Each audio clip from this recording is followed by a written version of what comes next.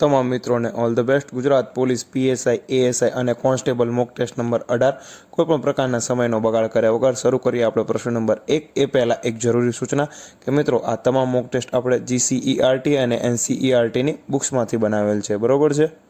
બૌદ્ધ ધર્મના પ્રચાર માટે કયા રાજાએ પોતાના પુત્ર અને પુત્રીને સિલોન મોકલ્યા હતા? બૌદ્ધ ધર્મના પ્રચાર માટે કયા રાજાએ પોતાના પુત્ર અને પુત્રીને સિલોન મોકલ્યા હતા? તો તેનો જવાબ હવે સમ્રાટ અશોકે, બરોબર છે મિત્રો। સિલોન એટલે હાલનું શ્રીલંકા। ત્યારબાદ પ્રશ્ન નંબર 2। નીચેનામાંથી કયું વિધાન અસત્ય છે તે જણાવો। નીચેનામાંથી કયું વિધાન અસત્ય છે તે જણાવો। તો મિત્રો તેનો જવાબ આવે ડી, આપેલમાંથી એક પણ નહીં, કારણ કે વનસ્પતિ ક્ષેત્રે જાનકી અમ્મા, રાસાયણિક ક્ષેત્રે અસીમા ચેટર્જી અને અવકાશ ક્ષેત્રે કલ્પના ચાવલા જાણીતા છે। પ્રશ્ન નંબર 3। કયા તહેવારના દિવસે પંજાબના અમૃતસરના જલિયાવાલા બાગમાં સભાનું આયોજન કરવામાં આવ્યું હતું? કયા તહેવારના દિવસે પંજાબના અમૃતસરના જલિયાવાલા બાગમાં સભાનું આયોજન કરવામાં આવ્યું હતું? તો મિત્રો તેનો જવાબ હવે વૈશાખી, બરોબર છે મિત્રો। વૈશાખીના તહેવારના દિવસે અહીંયા સભાનું આયોજન કરવામાં આવ્યું હતું અને આ જ સભામાં ભયંકર ગોળીબાર સર્જાયો હતો, બરોબર છે મિત્રો। હવે પ્રશ્ન નંબર 4। એ પહેલાં જો મિત્રો તમે ચેનલ ઉપર નવા હોય તો અમારી ચેનલને જરૂરથી સબસ્ક્રાઇબ કરી લેજો, બરોબર છે। ગુજરાતમાં તીર્થગામ યોજનાની શરૂઆત ક્યારે થઈ હતી? ગુજરાતમાં તીર્થગામ યોજનાની શરૂઆત ક્યારે થઈ હતી? તો મિત્રો તેનો જવાબ આવે 21 જુલાઈ 2004-5, બરોબર છે। 21 જુલાઈ 2004-5 અને આ યોજનામાં પસંદ થયેલા ગામનું અનુદાન રાજ્ય સરકાર દ્વારા ફાળવવામાં આવે છે। પ્રશ્ન નંબર 15। નગરપાલિકાની સભ્યની સંખ્યા ઓછામાં ઓછા કેટલી હોય છે? નગરપાલિકાના સભ્યોની સંખ્યા ઓછામાં ઓછી કેટલી હોય છે? તો મિત્રો તેનો જવાબ આવે ઓછામાં ઓછી 28 હોય છે। પ્રશ્ન નંબર 6। હિમાલયની ગંગોત્રી હિમશિખરમાંથી નીકળેલ ભાગીરથી નદી અને અલકનંદા નદી કયા સ્થળે પરસ્પર મળે છે? હિમાલયની ગંગોત્રી હિમશિખરમાંથી નીકળેલ ભાગીરથી નદી અને અલકનંદા નદી કયા સ્થળે પરસ્પર મળે છે? તો મિત્રો તેનો જવાબ આવે દેવપ્રયાગ, બરોબર છે। દેવપ્રયાગ નામના સ્થળે એકબીજાને પરસ્પર મળે છે અને દેવપ્રયાગ ઉત્તરાખંડ ખાતે આવેલ છે, બરોબર। પ્રશ્ન નંબર 7। માજુલી નામનો એક નદીય ટાપુ કઈ નદી પર આવેલ છે? માજુલી નામનો એક નદીય ટાપુ કઈ નદી પર આવેલ છે? તો મિત્રો તેનો જવાબ આવે બ્રહ્મપુત્ર, બરોબર છે મિત્રો। બ્રહ્મપુત્ર વિશ્વમાં સૌથી મોટો નદીય ટાપુ છે મિત્રો। માજુલી ટાપુ એ વિશ્વમાં સૌથી મોટો નદીય ટાપુ છે, યાદ રાખવું।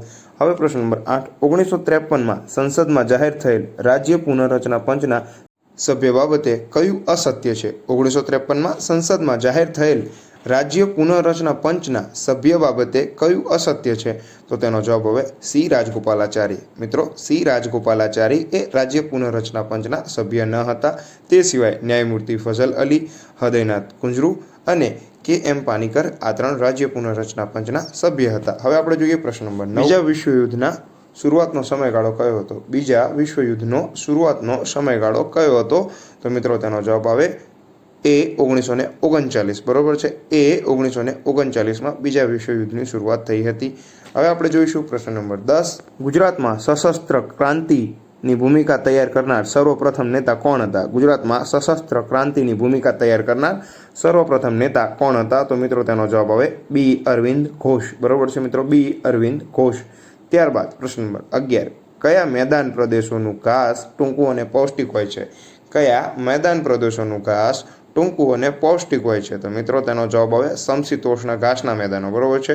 સમશીતોષ્ણ ઘાસના મેદાનોનું ઘાસ ટૂંકું અને પૌષ્ટિક હોય છે। પ્રશ્ન નંબર 12।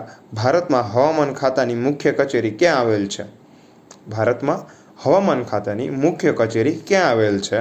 તો તેનો જવાબ આવે ડી, દિલ્હી ખાતે, બરોબર છે મિત્રો। ડી, દિલ્હી ખાતે હવામાન ખાતાની મુખ્ય કચેરી આવેલ છે।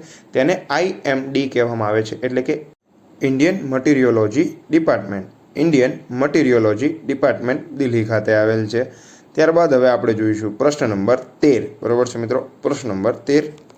નીચે આપેલા કેટલાક નામોમાંથી કયું એક ચક્રવાતનું નામ નથી? નીચે આપેલામાંથી કયું એક ચક્રવાતનું નામ નથી? તો તેનો જવાબ આવે એ ફાયરીન, બરોબર છે। ફાયરીન એ ચક્રવાતનું નામ નથી। તે સિવાય ટાઇકુન, હરિકેન અને ટોર્નેડો આ 3 એ ચક્રવાતના નામ છે। પ્રશ્ન નંબર 14 અને ખૂબ જ સરળ પ્રશ્ન મિત્રો। ગોવા રાજ્યની રાજધાની કઈ છે તે જણાવો। ગોવા રાજ્યની રાજધાની કઈ છે તે જણાવો। તો મિત્રો તેનો જવાબ આવે ડી, પણજી। પણજી એ ગોવા રાજ્યની રાજધાની છે।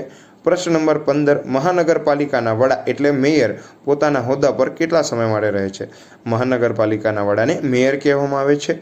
મેયર પોતાના હોદ્દા ઉપર કેટલા સમય માટે રહે છે? તો તેનો જવાબ હવે 2.5 વર્ષના સમયગાળા માટે. બરોબર છે મિત્રો, 2.5 વર્ષના સમયગાળા. પ્રશ્ન નંબર 16.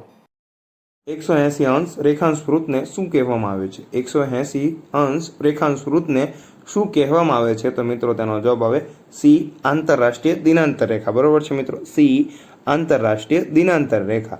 પ્રશ્ન નંબર 17. ઇન્દ્રપ્રસ્થ કયા મહાજનપદની રાજધાની હતી તે જણાવો. ઇન્દ્રપ્રસ્થ એ કયા મહાજનપદની રાજધાની હતી તે જણાવો. મિત્રો 16 મહાજનપદ છે, તેની જાણકારી આપ સૌ પાસે છે. બરોબર છે, એમાંનું એક ઇન્દ્રપ્રસ્થ એ કયા મહાજનપદની રાજધાની હતી? તો મિત્રો તેનો જવાબ હવે કુરુ. બરોબર છે, એ કુરુ વંશની રાજધાની હતી. બરોબર છે મિત્રો, અને કુરુ વંશ એ દિલ્હી અને મેરઠના આસપાસના વિસ્તારમાં હતો. પ્રશ્ન નંબર 18. કેટલાક વિદ્વાનોના મતે ઉચ્ચ પ્રદેશને કયા નામે ઓળખાવતા હતા? અથવા કેટલાક વિદ્વાનોના મતે ઉચ્ચ પ્રદેશને કયા નામે ઓળખવામાં આવે છે? તો મિત્રો તેનો જવાબ હવે બી, ટેબલ લેન્ડ. બરોબર છે, બી, ટેબલ લેન્ડ તરીકે ઓળખાવે છે કેટલાક વિદ્વાનો ઉચ્ચ પ્રદેશોને. હવે પ્રશ્ન નંબર 19. નીચેનામાંથી સાચો વિકલ્પ વાંચી જવાબ આપો.